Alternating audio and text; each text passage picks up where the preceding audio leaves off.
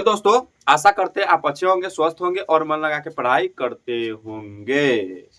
आज हम लोग क्लास 9th का चैप्टर 1.1 पढ़ेंगे। इससे पहले हम लोग आपका फॉर्मूला का वीडियो बना चुके हैं, तो पहले वो देखेंगे लेक्चर 1। उसके बाद आज आपको बहुत ही मजा आने वाला है, क्योंकि आप चुटकी में आज ये 1.1 चैप्टर समझेंगे। चलिए ज्यादा समय नहीं गवाते हुए हम लोग स्टार्ट करते हैं। जैसा कि पहला क्वेश्चन में दिया गया है कि क्या शून्य एक परमाणु संख्या है। क्या शून्य एक परमाणु संख्या है? क्या इसे आप पी वाई क्यू के रूप में लिख सकते हैं, जहां पर क्या पी और क्यू पूर्णांक है और Q equal to not zero. तो हम लोग आपको परमाणु संख्या में बताए थे, क्या बताए थे हो परमाणु संख्या किसे कहते हैं, तो पी वाई क्यू के रूप में जिसे लिखा जा सके, जहां पी तथा क्यू पूर्णांक हो, Q equal to not zero हो। चलिए ठीक है, तो कह रहा शून्य एक परमाणु संख्या है, तो क्या शून्य एक परमाणु संख्या है या नहीं है? तो शून्य के नीचे अगर कुछ नहीं है तो यह एक होगा कि नहीं होगा? होगा। अगर शून्य के नीचे नहीं कुछ है तो शून्य के नीचे एक होगा, और जब एक होगा तो इसे हम पी वाई क्यू के रूप में लिख सकते हैं कि नहीं लिख सकते? लिख सकते हैं। क्या यहाँ पर क्यू इक्वल टू जीरो है? नहीं है, तो यह शून्य एक परिमेय संख्या है। तो हम लोगों का आंसर हो जाएगा कि शून्य क्या है? एक परिमेय संख्या है। हाँ, शून्य परिमेय संख्या है। हाँ, शून्य परिमेय संख्या है। ठीक है, आंसर होगा। समझ में आया कि नहीं आया? क्यों है? क्योंकि शून्य को हम लोग पी वाई क्यू के रूप में लिख सकते हैं। ठीक है, उसके बाद दूसरा क्वेश्चन पढ़ेंगे, 3 और 4 के बीच 6 परमेय संख्या ज्ञात करें। ठीक है, यानी हम लोगों को क्वेश्चन दिया है कि 3 और 4 के बीच 6 परमेय संख्या किसके किसके बीच, 3 और 4 के बीच कितनी परमेय संख्या ज्ञात करना है और 6 परमेय संख्या ज्ञात करना है। चलिए देखते हैं, ज्ञात करते हैं। इस सवाल को हम कॉन्सेप्ट वाइज बनाएंगे कि अगर सवाल में कह दे कि 6 परमेय संख्या ज्ञात करना है, तो हम उसमें एक जोड़ देंगे। ठीक है, अगर सवाल में कह दे 6 परमेय संख्या ज्ञात करना है या 5 परमेय संख्या ज्ञात करना है या 4, यानी जितने भी परमेय संख्या अगर ज्ञात करना होगा, तो कॉन्सेप्ट पहला कहता है कि उस संख्या में जितना ज्ञात करना है, ठीक है, जितना परमेय संख्या ज्ञात करना है, परिमेय संख्या ज्ञात करना है, ठीक है, उसमें क्या जोड़ देंगे हो? तो उसमें एक जोड़ देंगे, उसमें एक जोड़ देंगे, उसमें एक जोड़ देंगे, एक जोड़ देंगे। एक जोड़ने के बाद उसी से गुना भी करेंगे और उसी से भाग भी करेंगे। एक जोड़ने के बाद उसी से गुना भी करेंगे, गुना भी करेंगे और भाग भी करेंगे। चलिए ठीक है, भाग भी करेंगे। ठीक है, तो हम लोग अब सवाल की ओर चलते हैं। जैसे सवाल दे दिया है 3 और 4 के बीच 6 परमेय संख्या ज्ञात करना, तो पहला कंसेप्ट के हिसाब से हम लोग कि 6 में एक जोड़ेंगे तो हो जाएगा 7, 6 में एक जोड़ेंगे तो हो जाएगा 7। उसके बाद 3 में हम लोग 7 से गुना करेंगे और नीचे भी हम लोग 7 से गुना करेंगे, क्योंकि 3 के नीचे ना कुछ है तो एक है। उसके बाद इधर 4 में भी हम लोग गुना करेंगे 7 से और 1 में भी गुना करेंगे 7 से, हो जाएगा 7 3 21 बटे, यहाँ हो जाएगा 7, इधर हो जाएगा 7 चौक 28 बटे, हो जाएगा 7।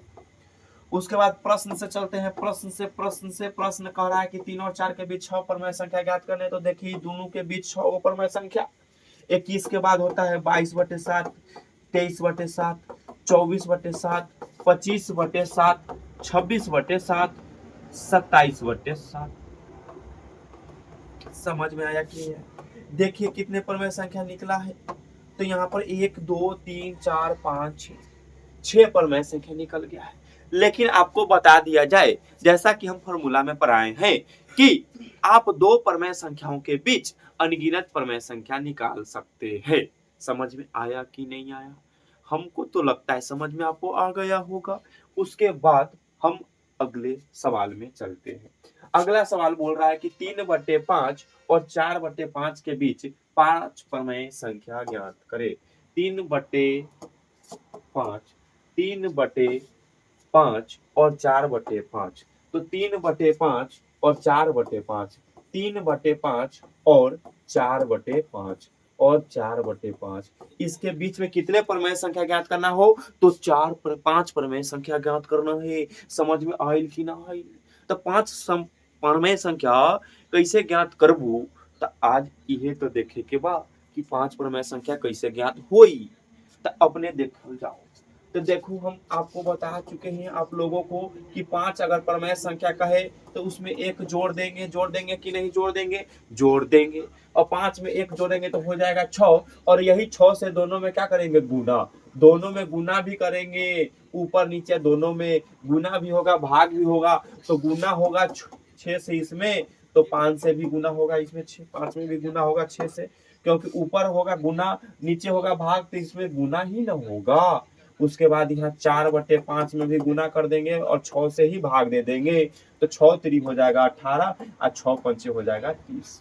6 3 हो जाएगा 18 और 6 5 हो जाएगा 30। देख ले जाओ, देख ले जाओ। 6 चौक हो जाएगा 24 और 6 5 हो जाएगा 30। अब ई दोनों के बीच परमेय संख्या ज्ञात करे के बा। तो परमेय संख्या ज्ञात कैसे करबू? तो 18 के बाद होई 19, 18 के बाद होई 19 तो 19 बटे हो जाए 30, 19 के बाद हो जाए 20, 20 बटे हो जाए 30, 21 बटे हो जाए 30, 22 बटे हो जाए 30, 23 बटे हो जाए 30। समझ में आयल कि ना आयल? 1 2 3 4 5 और 5 को परमेय संख्या ज्ञात हो गई। अब देखल जाओ अगले सवाल में, लगत बा कि आपको समझ में भी आ गई बा। अपने अगले सवाल में देखो, अगला सवाल बोलत बा कि कहा बोलत बा? तो अगला सवाल बोलत बा कि नीचे दी गई कथन सत्य है या सत्य कारण के साथ उत्तर दे। तो नीचे दिए गए जो कथन है या सत्य असत्य बताना है। तो आप लोग देख रहे होंगे या अपने लोग देख रहे बानी, का देख रहे बानी कि प्रत्येक प्राकृत संख्या एक पूर्ण संख्या बा कि न बा। प्रत्येक प्राकृत संख्या एक पूर्ण संख्या बा कि न बा। तो प्रत्येक प्राकृत संख्या, तो प्राकृत संख्या किसे कहते हैं? तो प्राकृत संख्या किसे कहते हैं? तो प्राकृत संख्या में हम जानते हैं गिनती की संख्या को प्राकृत संख्या कहा जाता है। गिनती की संख्या को प्राकृत संख्या कहा जाता है। और गिनती की संख्या को अगर प्राकृत संख्या कहा जाता है, और पूर्ण संख्या किसे कहेंगे? पूर्ण संख्या गिनती की संख्या में 0 सम्मिलित कर दिया जाए, गिनती की संख्या में 0 सम्मिलित कर दिया जाए तो वह पूर्ण संख्या होगा। तो प्रत्येक प्राकृत संख्या यहां से निकलता है, प्रत्येक प्राकृत संख्या पूर्ण संख्या है, क्योंकि गिनती की संख्या प्राकृत संख्या और 1 से स्टार्ट होता है गिनती, और पूर्ण संख्या में 1 से स्टार्टिंग है, 1 2 है, 1 2 है, अलावा इसके 0 है। यानी जितने भी प्राकृत संख्या है वह पूर्ण संख्या है।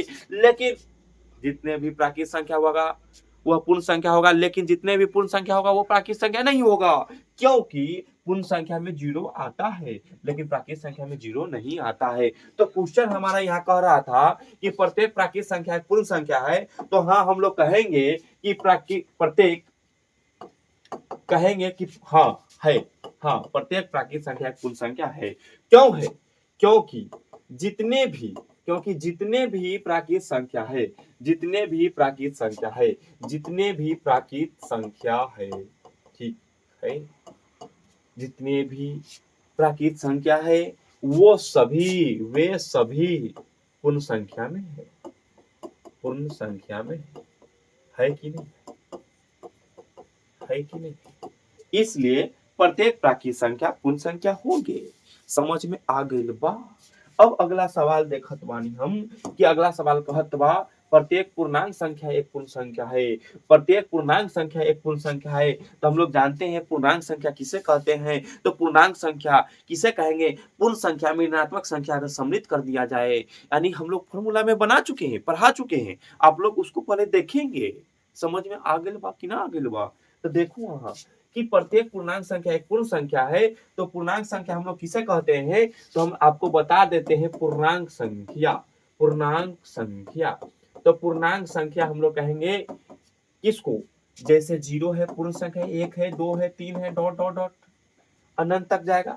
इसी में ऋणात्मक संख्या क्या होगा? हो जुड़ जाएगा, ठीक है, और माइनस अनंत तक जाएगा। समझ में आ गए बा कि ना आ गए बा? इसी को हम लोग कहेंगे पूर्णांक संख्या। और क्या प्रत्येक पूर्णांक संख्या एक पूर्ण संख्या है? नहीं है। प्रत्येक पूर्णांक संख्या एक पूर्ण संख्या है नहीं है, क्योंकि पूर्णांक संख्या में माइनस वाला भी आता है, ऋणात्मक संख्या भी आता है, लेकिन पूर्ण संख्या में ऋणात्मक संख्या नहीं आता है। इसीलिए प्रत्येक पूर्णांक संख्या पूर्ण संख्या नहीं होगा। तो हम लोग का 4 का 2 का आंसर हो जाएगा नहीं। नहीं, प्रत्येक पूर्णांक संख्या पूर्ण संख्या नहीं होगा। क्यों नहीं होगा? क्योंकि पूर्णांक संख्या में ऋणात्मक संख्या होती है, लेकिन पूर्ण संख्या में ऋणात्मक संख्या नहीं होती है। उसके बाद हम लोग लास्ट सवाल देखते हैं कि प्रत्येक परिमेय संख्या एक पूर्ण संख्या होगा। प्रत्येक परिमेय संख्या एक पूर्ण संख्या होगा। तो प्रत्येक परिमेय संख्या किसे कहते हैं? तो जिसे पी बाई क्यू के रूप में लिखा जाए। लेकिन पूर्ण संख्या किसे कहते हैं? 0 1 2 3 4। तो क्या परिमेय संख्या? तो 4/5 भी तो परिमेय संख्या है। तो क्या 4/5 पूर्ण संख्या है? नहीं है।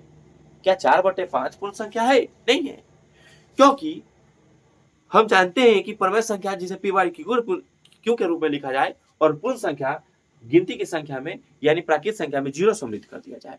तो प्रत्येक परिमेय संख्या ये तो परिमेय संख्या है, लेकिन यह पूर्ण संख्या नहीं है। इसलिए प्रत्येक परिमेय संख्या पूर्ण संख्या नहीं हो सकता है, लेकिन प्रत्येक पूर्ण संख्या परिमेय संख्या हो सकता है। समझ में आ गई बाकी ना? इसलिए हम लोग का जवाब होगा नहीं। अब क्यों नहीं? तो क्योंकि हम जानते हैं, यही एग्जाम्पल हम जानते हैं, क्या जानते हैं कि परिमेय संख्या P बाई Q के रूप में होता है, लेकिन सभी पूर्ण संख्या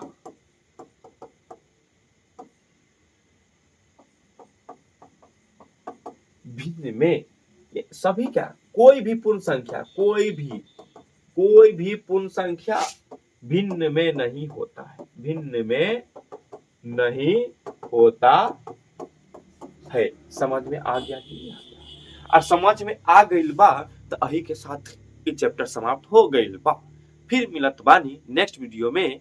लगत बा कि आपको वीडियो पसंद आ गइल बा। अगर वीडियो पसंद आ गइल बा तो लाइक करल जाओ, सब्सक्राइब करल जाओ और ज्यादा से ज्यादा शेयर करल जाओ। फिर मिलते हैं हम लोग नेक्स्ट वीडियो में। जय हिंद, जय भारत।